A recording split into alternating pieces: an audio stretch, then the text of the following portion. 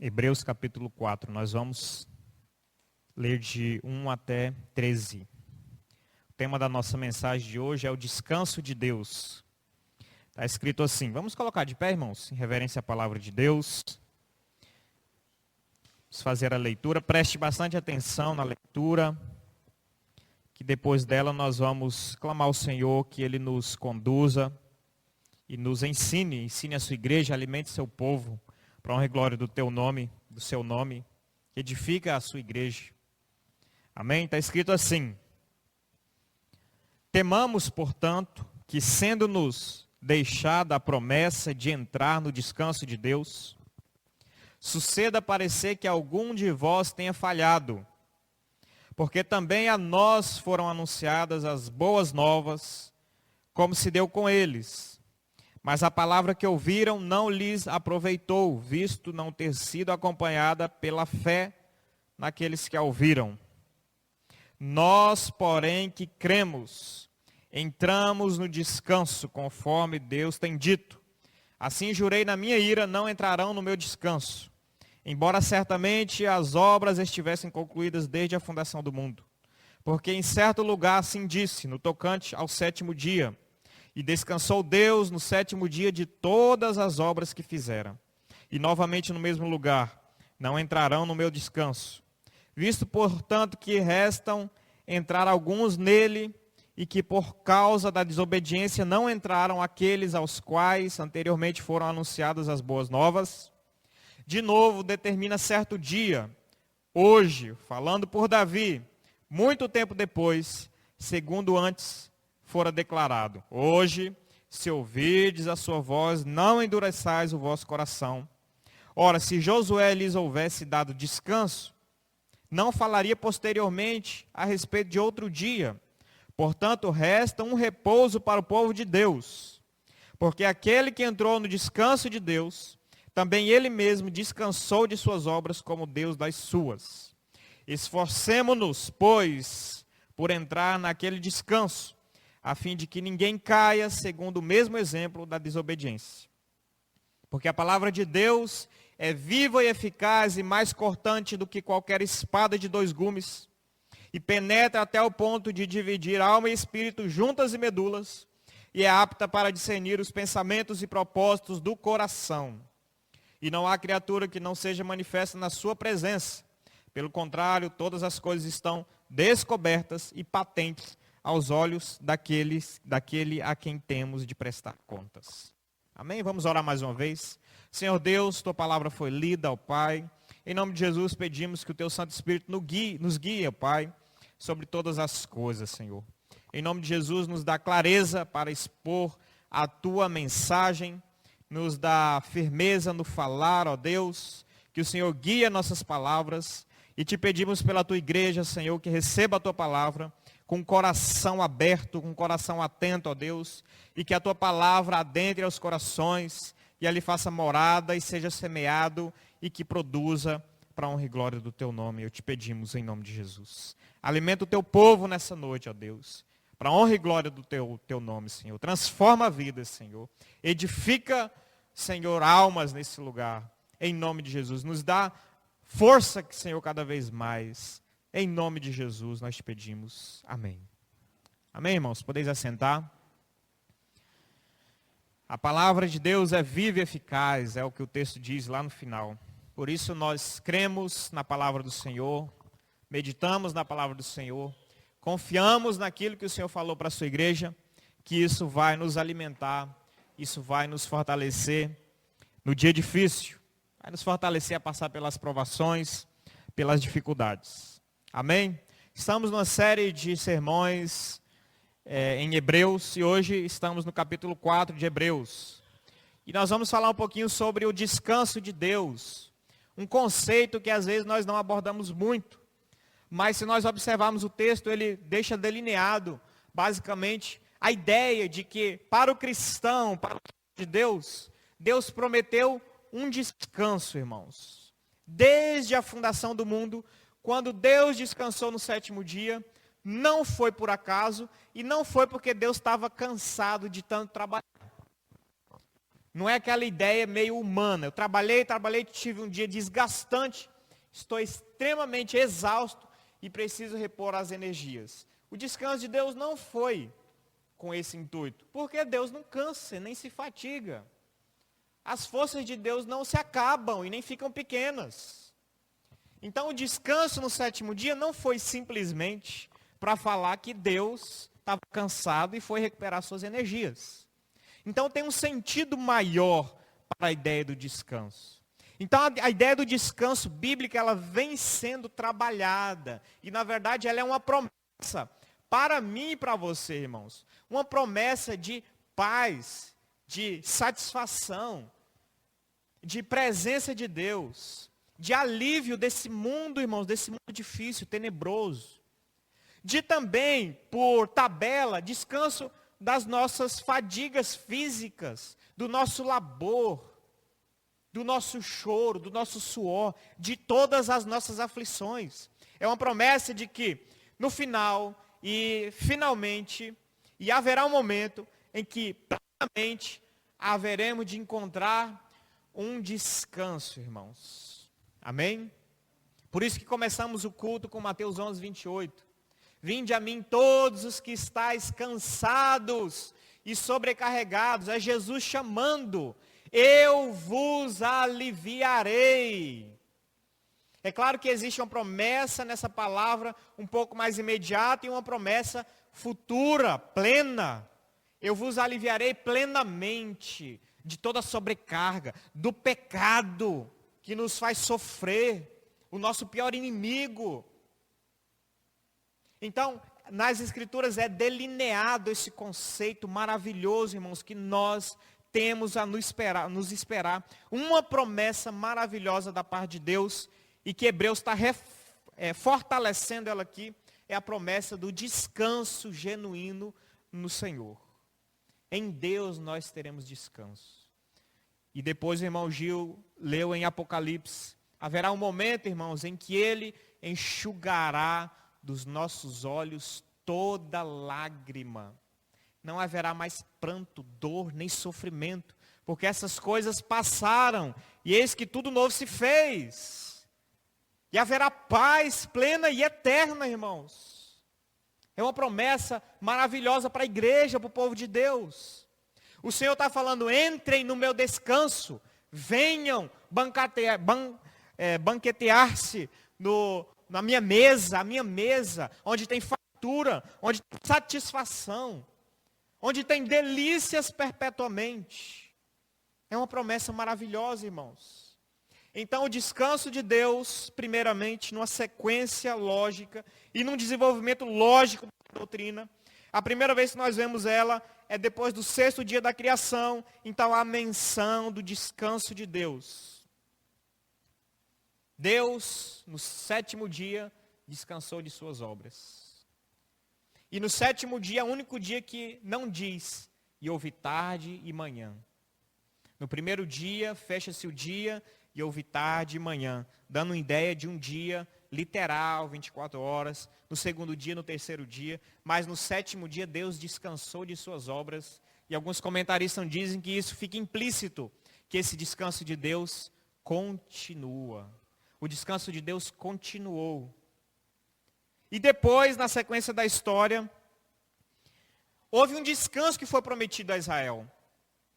E esse descanso foi simbolizado e eles foram conclamados ainda a buscar esse descanso.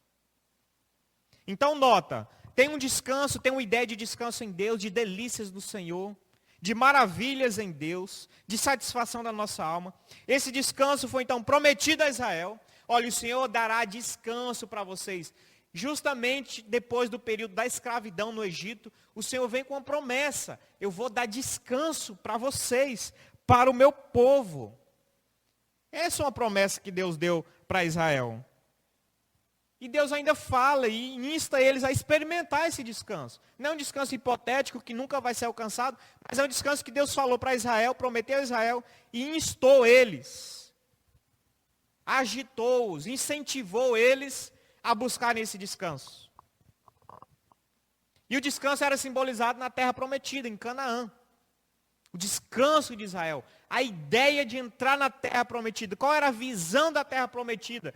Aqui nós alcançaremos o nosso descanso. Porque lá haverá, é uma terra que mana leite e mel. Nós teremos fartura. O Senhor nos livrará dos nossos inimigos. Nós teremos uma possessão abençoada por Deus. Lá será o nosso descanso. E de certa forma indicava o descanso que o Senhor tem para o seu povo. De certa forma, Israel encontrou um certo descanso quando entrou e tomou posse da terra prometida.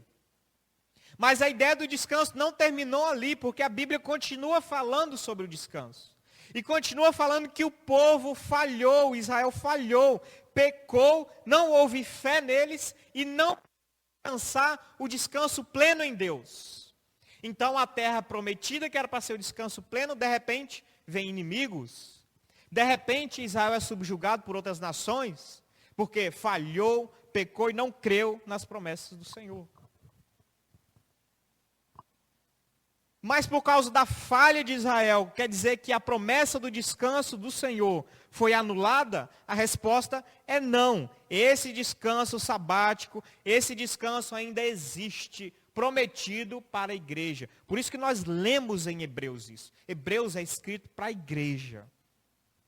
E Hebreus fala assim no primeiro versículo, capítulo 4. Temamos, portanto, que sendo-nos deixada a promessa de entrar no descanso de Deus, então foi nos deixada a promessa de entrar no descanso de Deus. E nós devemos ter o cuidado para o quê? Para que não suceda, parecer que algum de nós tenha falhado, olhado para trás, abandonado essa promessa e se desviado dela. Como Hebreus quer mostrar que o Novo Testamento é superior às promessas do Antigo Testamento, ele está falando assim também para orientar os judeus a não voltarem, não deixarem o Evangelho. Ele está falando assim também, sabe a promessa do descanso de vocês lá no antigo Israel, no judaísmo antigo? Sabe o que aconteceu? Nunca foi alcançado o descanso verdadeiro. Mas agora presta atenção, ele está falando para os judeus, presta atenção. O descanso pleno, perfeito, essa promessa foi deixada para a igreja. Essa promessa é transferida para a igreja. Essa promessa do descanso está válida hoje. Vocês vão deixar ela e voltar para trás? Para uma situação em que já foi concretizada, em que a gente viu, que a gente olhou no decorrer da história que Israel nunca alcançou o descanso de Deus. Vocês vão voltar para lá e perder essa promessa, porque vocês não vão alcançar o descanso de Deus, a não ser por Cristo Jesus, a não ser pelo novo e vivo caminho da cruz. Vocês vão perder a promessa do descanso em Deus. Então a Bíblia vem mostrando a doutrina no Antigo Testamento e chega no Novo Testamento e mostra. Essa promessa foi passada para a igreja. Não suceda que, sendo nos deixada a promessa de entrar no descanso de Deus, nós olhemos para trás e percamos ela. E ele dá o alerta que foi o mesmo alerta de Israel. Olha para Israel. Israel chegou perto de Canaã e sua fé foi falha. E por isso caminharam 40 anos rodando no deserto. Mas depois que entraram em Israel também, a sua fé também foi falha. Porque não confiaram no Senhor, não guardaram os seus mandamentos e de novo perderam o descanso do Senhor. Mas agora é deixado para a igreja crer e confiar na promessa que Deus faz, que nós teremos um descanso em Deus. Essa é uma promessa, irmãos, um descanso em Deus. E para a igreja é dado o alerta. Nós devemos da mesma maneira, ou melhor, oposto a Israel, nós devemos agora olhar para essa promessa do descanso em Deus e crer e confiar no Senhor e entregar nossas vidas ao Senhor, para que um dia, irmãos, um dia, finalmente nós entremos plenamente no descanso de Deus. Esse descanso já é para ser vivido em parte, agora na nossa vida. Por quê?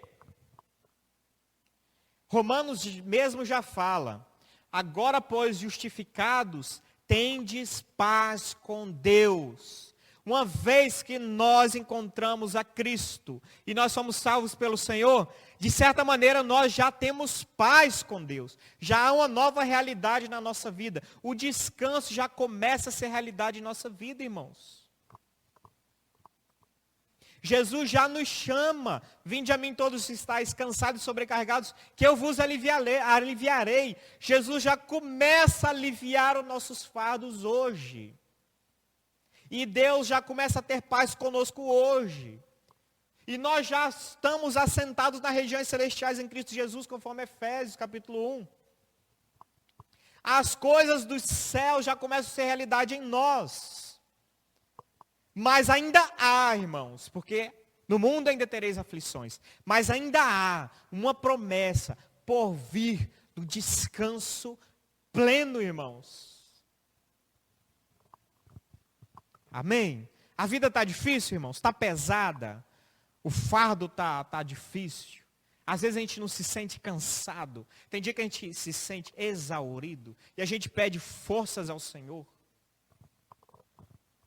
E vai dia e passa dia. E às vezes a gente lutando com alguns problemas, com algumas situações.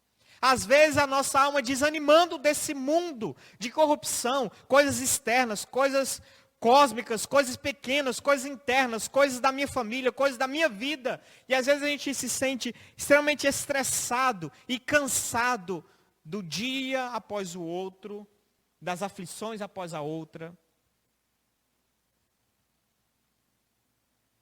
Mas Deus tem dado uma promessa para a sua igreja, irmãos. A promessa é que vale a pena. A promessa é que haverá um dia em que Ele enxugará dos nossos olhos toda lágrima, irmãos. Toda lágrima, irmãos. Não é só lágrima do futuro, irmãos. A lágrima do passado também. A nossa vida será restaurada. Nós teremos consolo, irmãos. Se há um evangelho que nós devemos pregar, que haverá de fato uma paz verdadeira, um consolo verdadeiro. Esse é o evangelho de Cristo, irmãos. Tudo mais é utopia. O mundo prega uma paz sem Deus, irmãos. É frustração. O mundo e a filosofia e o pensamento mundano pode ter até boa vontade, mas exclui-se Deus, irmãos. Você sente no clima todas as pessoas falando, nós somos contra o ódio, nós somos a favor do amor, porque as pessoas não amam, é um absurdo isso. Todo mundo tem esse discurso em sua língua, mas os povos vivem se matando. É o Oriente contra o Ocidente, pai contra filho, filho contra pai. Homem contra mulher, patrão contra empresário, empregado, empregado contra patrão. É uma guerra absurda, irmãos. Porque é um discurso vazio, apenas queremos paz, e apenas queremos descanso, e tirarmos Deus. Esvaziar o autor da paz. Esvaziar o local, o espaço e o ambiente divino de descanso. Como haverá descanso e paz no mundo se não está sendo focado o ambiente, o espaço em que Deus preparou para o descanso? Como teremos descanso, irmãos? Só aquele que pode dar descanso é Deus. E Ele preparou o seu lugar, e Ele preparou o ambiente. Ele prometeu, e Ele falou, em mim vocês terão descanso, mas é em mim. E a gente lê, a gente assiste filme e nós ouvimos músicas. E o sentimento do mundo é uma busca desenfreada por paz, é uma busca desenfreada por descanso. A mensagem é sempre a mesma. O bem vence o mal nas historinhas. Nós devemos aceitar o próximo. Nós não devemos viver em disputas, em brigas. Nós devemos nos unir. Nós devemos ser um mundo de paz e amor.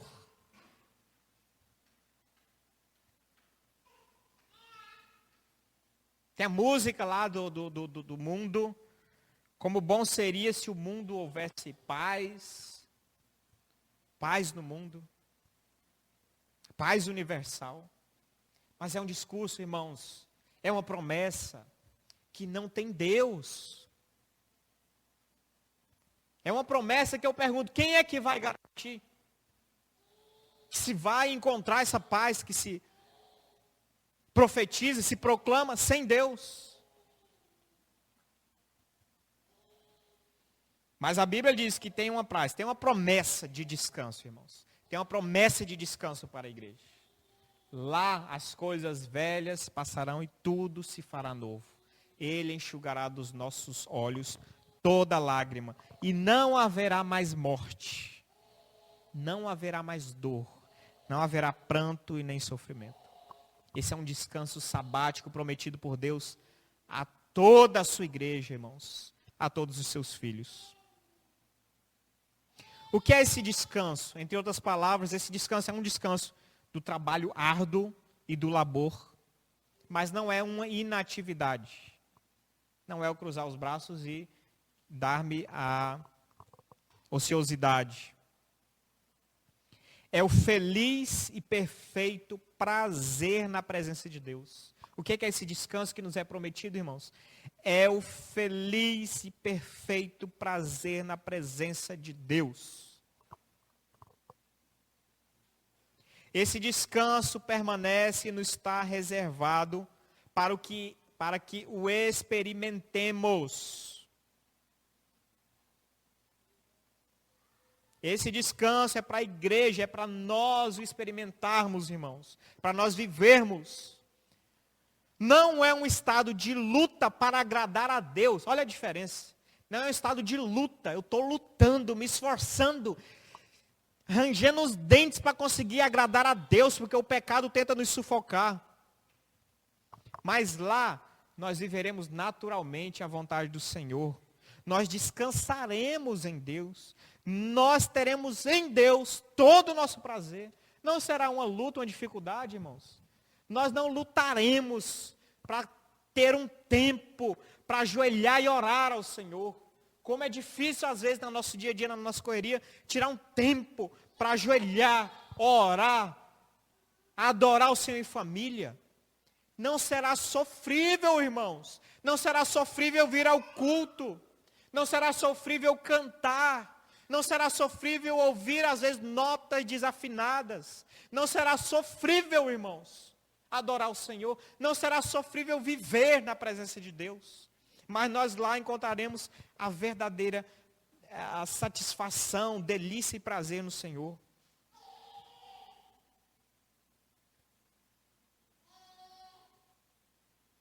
Deus descansou de suas obras.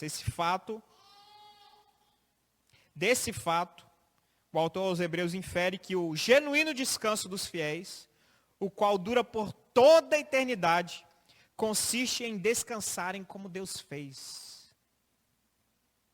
Descansarmos como Deus fez. Deus descansou no 7º dia. Deus não descansou apenas de trabalho porque estava cansado, mas Ele descansou no sentido de deleite, de prazer, de satisfação, de tranquilidade. Deus não vive agoniado. Deus não vive pensando na manhã, preocupado com conta para pagar. Não vive em alto e embaixo, sujeito a tristezas, ansiedades, ociosidades da vida. Deus vive num estado pleno de satisfação em si mesmo.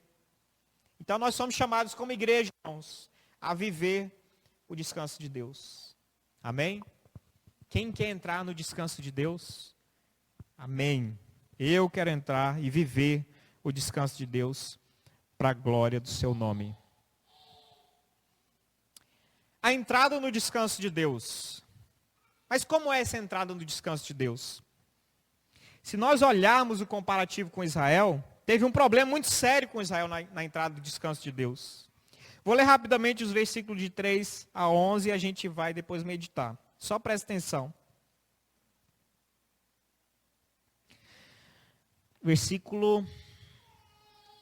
Perdi aqui meu versículo 3 agora.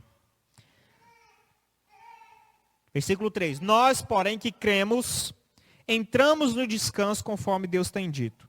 Assim jurei na minha ira, não entrarão no meu descanso, embora certamente as obras estivessem sido concluídas desde a fundação do mundo. Porque em certo lugar assim disse no tocante ao sétimo dia, e descansou Deus no sétimo dia de todas as obras que fizera. E novamente no mesmo lugar não entrarão no meu descanso. Visto, portanto, que resta entrarem alguns nele, e que por causa da desobediência não entraram aqueles aos quais anteriormente foram anunciadas as boas novas, de novo determina certo dia, hoje, falando por Davi, muito tempo depois, segundo antes fora declarado, hoje, se ouvirdes a sua voz, não endureçais o vosso coração. Ora, se Josué houvesse dado descanso, não falaria posteriormente a respeito de outro dia. Portanto, resta um repouso para o povo de Deus, porque aquele que entrou no descanso de Deus, também ele mesmo descansou de suas obras, como Deus das suas. Versículo 11, esforcemo-nos, pois, por entrar naquele descanso, a fim de que ninguém caia, segundo o mesmo exemplo de desobediência dos antigos. Então, como é que é a entrada nesse descanso? A entrada no descanso depende, irmãos, da fé. O versículo mostra, o que nós lemos mostra que Israel não entrou no descanso porque a palavra não foi seguida de fé. Tinha a palavra, tinha a promessa, mas não tinha fé. A palavra, a promessa existe para nós.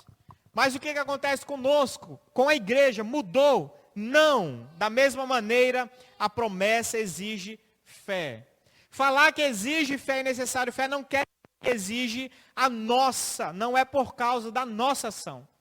Continua sendo por causa da graça de Deus, mas é preciso que haja a fé. Sem fé é impossível agradar a Deus. Sem fé é impossível viver a palavra de Deus, irmãos. Como é que nós entramos no descanso? Nós estamos falando, o Evangelho fala para você, há um descanso em Deus, há coisas maravilhosas no Senhor, há coisas superiores no Novo Testamento. Deus quer o bem do seu povo, Deus quer te dar um descanso eterno.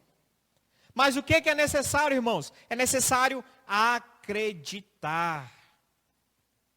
Será que não foi feita a mesma, ou em termos parecidos, uma promessa a Israel? A Israel foi falado, eu vou te dar uma terra que mana leite e mel, e lá vocês encontrarão descanso. Israel acreditou? Que nada, nós vamos morrer aqui no deserto, nós vamos morrer diante dos nossos inimigos, nós vamos morrer de fome, nós vamos morrer de sede. As portas de Jerusalém, as portas de Israel, nossos inimigos são gigantes, são como gigantes perto de nós, nós somos como formigas, nós vamos ser massacrados por eles. Houve incredulidade, irmãos. Será que não há incredulidade da parte da igreja? Existe, irmãos, porque senão Hebreus não ia reforçar esse aviso para a igreja. Hebreus está reforçando porque tem gente que está naufragando na fé. Tem gente que está falando que não aguenta mais. Tem gente que fala que isso é bobeira. Tem gente que não quer seguir mais a Cristo.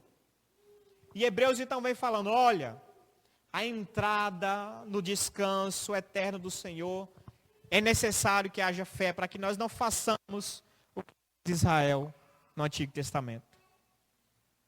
Aqui cabe uma reflexão sobre palavra e fé. Palavra e fé devem andar juntas, irmãos.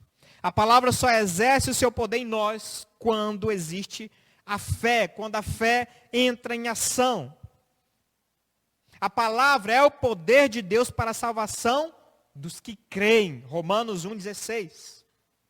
Nela se acha a justiça de Deus, mas de fé em fé. Não dá para dissociar palavra e fé. Se você dissociar, tem problema. Se você dissociar palavra e fé, você pode ter uma fé que não é salvífica. Os demônios creem e estremecem. Mas eles não reconhecem a palavra de Deus e a autoridade de Deus. Mas eles têm fé. Mas pode haver palavra sem fé. Palavra, Israel sabia das promessas, sabia da palavra do Senhor, mas não cria. Vocês já viram uma pessoa que sabe tudo de Bíblia, mas não acredita, não vive? É a palavra sem fé. estudiosos. Padre Quevedo diz que sabia o Novo Testamento de cor, em grego. Eu fiquei envergonhado. Padre Quevedo falou, eu sei o Novo Testamento inteiro, de cor e na língua original. Crê, tem uns que têm a palavra, têm o conhecimento, mas não acreditam. Aquela crença de fato, de mudar a vida, de transformar, de fazer com que de fazer-nos enxergar o pecado, abandonar a velha vida e seguir em direção ao Senhor. Irmãos, o Evangelho é pregado dia após dia, aqui nas igrejas, em vários locais. Muitas vezes um Evangelho genuíno, às vezes tem um negócio aí meio misturado, mas o Evangelho genuíno é pregado, falando para as pessoas, arrependei-vos e crede no Evangelho, acreditem nas promessas de Deus. E quando a gente fala de promessa de Deus, irmãos, tem muita gente aí que a primeira coisa que pensa é em dinheiro. Deus tem promessa para a minha vida. Um carro novo. Um salário triplicado. E às vezes as promessas de fato claras na Bíblia, genuínas na Bíblia, nós não evidenciamos para fortalecer nossa fé, irmãos. Às vezes a caminhada é tão difícil, às vezes passamos por dificuldades e nós não conseguimos enxergar as maravilhosas promessas que o Senhor nos tem feito. Essa é uma promessa de fato. Se você fala que Deus tem promessa para a sua vida, e isso é verdade, isso eu posso garantir, Deus tem promessa na sua vida, mas eu não vou começar a profetizar, dar profetada absurda. A promessa que Ele tem para a sua vida, uma delas, está clara aqui na Bíblia. Promessa de entrar no descanso de Deus. E não deixemos essa promessa passar batida. Não deixemos ela passar de qualquer jeito, irmãos. Celebremos as promessas de Deus. Celebremos aquilo que o Senhor tem para nós. Versículo 11. Esforcemo-nos, pois, por entrar naquele descanso. Esforcemo-nos, irmãos. Vale a pena. A Bíblia está falando. É o melhor, é a única opção, é a melhor opção. Esforcemo-nos. Nós temos que compreender uma coisa, graça não é oposta simplesmente a obras. Graça é oposta a méritos. Nunca na Bíblia você vê o conceito de graça se opondo à pessoa corresponder com sua responsabilidade e cruzando os braços. O servo na Bíblia é chamado para servir, mas depois de ter desfeito tudo, você ainda é um servo infiel. Por isso que é pela graça. Mas quem disse que o servo tem que cruzar os braços? Quem disse que nós vamos entrar em descanso, mas para isso nós vamos hoje cruzar nossos braços debaixo de uma rede, tomar água de coco e ficar esperando as coisas passarem? Hebreus está falando, nos esforcemos para entrar, irmãos. Às vezes é difícil nós entender isso. Às vezes. Principalmente no pensamento reformado. Mas a Bíblia também, por outro lado, está falando, esforce-te, esforça-te. Esforça-te. Deus está falando sim, para você evitar o mal, para você fugir da aparência do pecado. Deus está falando sim para você orar. Deus está falando sim para você confessar. Deus está falando sim para você o adorar em espírito e em verdade. Deus está falando, esforça-te. Mas mesmo você tendo feito tudo, nunca esqueça, o mérito sempre é de Deus. Deus te usou como um instrumento. O mérito continua sendo de Deus. A glória, a graça continua sendo dele. Mas a Bíblia fala, esforça-te, tem de bom ânimo. É como se nós tivéssemos um paraíso, uma Canaã à nossa frente, uma terra que emana leite e mel. Nós não podemos ser e não podemos ser ingênuos como Israel, irmãos, que vislumbrou muito a terra prometida, mas quando chegou a batalha, desistiu, porque achou que a terra prometida ia cair na cabeça deles. Bum! pronta e feita, e acabada e terminada. E eles lá dentro do nada já. Mas Deus falou, está aqui a terra prometida. E daqui a pouquinho o percurso, quando surgiu as dificuldades, a Israel achou que o descanso não valeria a pena, não era real ou não seria alcançado. Será que isso não fala alguma coisa para nós? Não existe, não vale a pena, eu nunca vou alcançar isso. Estou cansado, eu quero agora. Eu quero voltar para o Egito hoje, comer uma panelada de carne hoje, não é amanhã. Eu quero para ontem, não é para amanhã. Eu quero os desejos, as minhas satisfações feitas e satisfeitas hoje. Eu não quero esperar para o futuro, para um descanso escatológico. E às vezes a gente cai no mesmo erro de Israel, irmãos.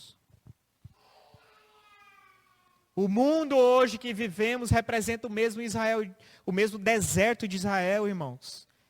O deserto de Israel é um tipologia, ele representa o mundo. A falta de comida lá, literal, representa aqui necessidades. A falta de bebida, cobras, escorpiões, calor quente. Representa, irmãos, o mundo pelo qual nós passamos hoje.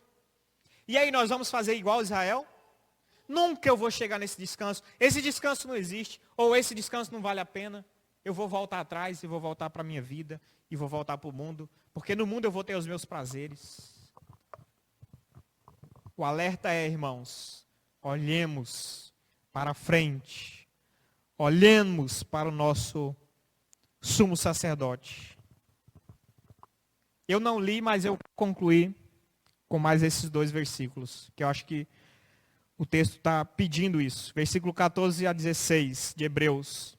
Tendo, pois, a Jesus, o Filho de Deus, como grande sumo sacerdote que penetrou os céus, conservemos firme a nossa confissão, porque não temos sumo sacerdote que não possa compadecer-se das nossas fraquezas.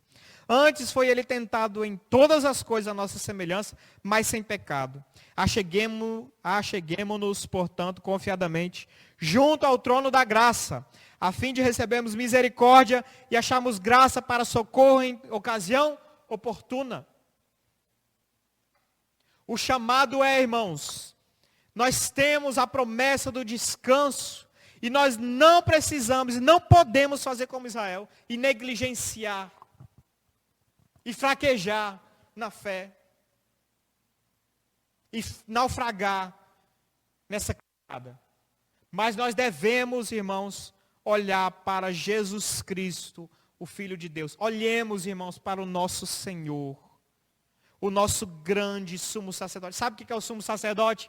É aquele que pode fazer o homem entrar à presença de Deus, irmãos. Olhemos para Jesus, se está difícil, se está pesado, se é uma promessa bela, mas às vezes nós olhamos para nós mesmos e achamos difícil de alcançar, mas é pela graça mesmo, irmãos. Olhemos para Jesus, peçamos socorro a Jesus. Jesus, o Filho de Deus, o nosso grande sumo sacerdote. Por quê? Porque ele penetrou os céus, irmãos. Ele entrou aos céus. Ele abriu o caminho, irmãos, para nós chegarmos a esse descanso. E por isso o autor fala, conservemos firme a nossa confissão, que não mude o nosso discurso, a nossa fala, a nossa crença. Conservemos firme o que nós proclamamos, irmãos. Não desistamos, porque nós temos um sumo sacerdote que se compadece de nós, que vai nos ajudar nas fraquezas. E ele sabe nos ajudar porque ele sofreu e foi tentado em tudo a nossa semelhança, porém sem pecado. Então nos acheguemos a ele confiadamente, com confiança, juntamente ao trono da graça, a fim de recebermos misericórdia, acharmos socorro e graça em momento oportuno. Amém, irmãos?